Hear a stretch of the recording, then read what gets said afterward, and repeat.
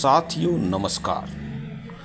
बीते मंगलवार को दिल्ली के कॉन्स्टिट्यूशन क्लब में बहुत सारे बच्चों को जो दिल्ली के विभिन्न कॉलेजों के थे उनको सम्मानित किया गया। साथ ही साथ विभिन्न क्षेत्रों के और भी विशिष्ट लोगों को सम्मानित किया। इस सभा के मुख्य आकर्षण आरएस ठाकुर जी रहे। RS Thakur ji Shyama power India limited के मैनेजिंग डायरेक्टर हैं।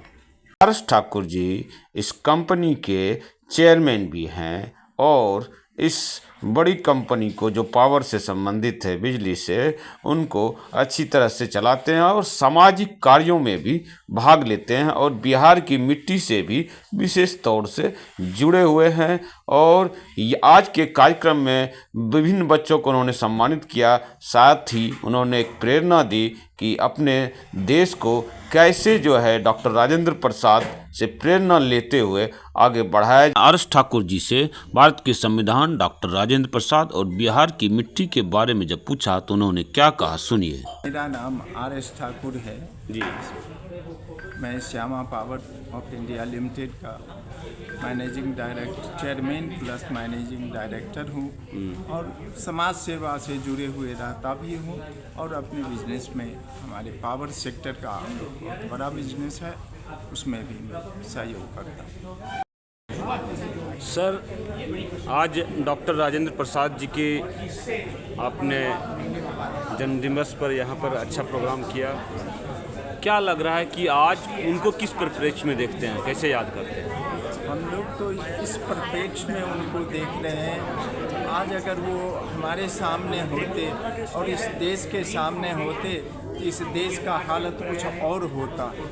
कहा जाता अब हम लोग की एक सोच है कि उनके बारे में हम हमेशा ऐसे ही कुछ करते रहें। उनकी जो संवेदना थी, उनकी जो विवेक है, उनकी जो विचारधारा थी, उस विचारधारा को हम लोग हमेशा के लिए बरकरार रखना चाहते हैं और उनकी विचारधाराओं को साथ में लेकर के पूरे देश चलना चाहता है। यही हमारी उनके प्रति श्रद्धा सब।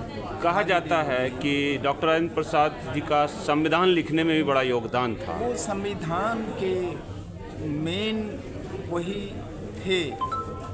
ठीक है, बाबा भीमराव अंबेडकर जी जरूर इसमें हेड किए हैं, लेकिन संविधान का जो मेन हिस्सा पार्ट है वो डॉक्टर राजेंद्र प्रसाद जी ने अपने हाथों से लिखा हुआ है। कहते हैं कि 3 साल लगे इस चीज़ को, एक कास्ट के लिए, एक एरिया के लिए, एक जगह के लिए, जितनी भी संस्थाएं हैं उसके लिए उन्होंने किसी चीज़ को पीछे नहीं छोड़ा। सबको साथ में लेकर के और एक साथ चलने का प्रयास उन्होंने किया है और उसी के बदौलत महात्मा गांधी ने उन्हें एक देश रत्न का अवार्ड दिया है। सर, ये बात भी कही जाती है कि प्रधानमंत्री की जो है रेस में कुछ लोग थे ही नहीं और डॉक्टर राजेंद्र प्रसाद जो है अग्रणी थे।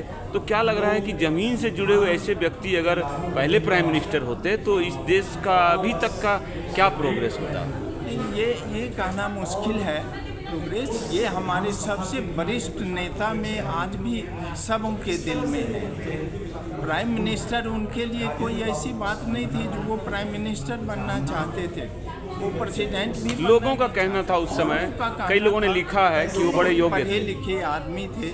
उस टाइम के प्राइम मिनिस्टर भी बहुत पढ़े लिखे आदमी थे। जो सहमति बनी उस सहमति पर उन्होंने अपने हाँ भर दी। हमें राष्ट्रपति पद, सबसे बड़ा पद होता है राष्ट्रपति का।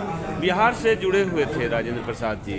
बिहार का जो पॉलिटिक्स है और जो सेवा है, जन सेवा है, ये बिहार से ही पैदा हुआ है और इसको कोई नकार नहीं सकते। राजनीति में आज भी बिहार का वर्चस्व है, लेकिन आर्थिक रूप से कहाँ पिछड़ गया है बिहार? नहीं, पिछड़ा नहीं है, अभी भी है। हाँ। फाइनेंशियली पिछड़ा हुआ है, लेकिन पॉलिटिक्स में पिछड़ा हुआ नहीं। आप देख लीजिए जो कि कितने चेंज हो रहे हैं, नहीं चेंज हो रहे हैं। बड़े मुश्किल से 20 साल में 1-2 पार्टियाँ इधर उधर हो रही है, अदरवाइज तो यहाँ कोई चेंजेज नहीं है। इतने मैच्योर है पॉलिटिक्स में जिसका कि कोई आज के युवाओं को क्या कॉपी करना चाहिए राजेंद्र प्रसाद? बहुत कॉपी करना चाहिए, उनके सिद्धांतों पर चले, यही सबसे बड़ी श्रद्धांजलि होगी श्रद्धांजलि। और देश की सेवा होगी। ठीक।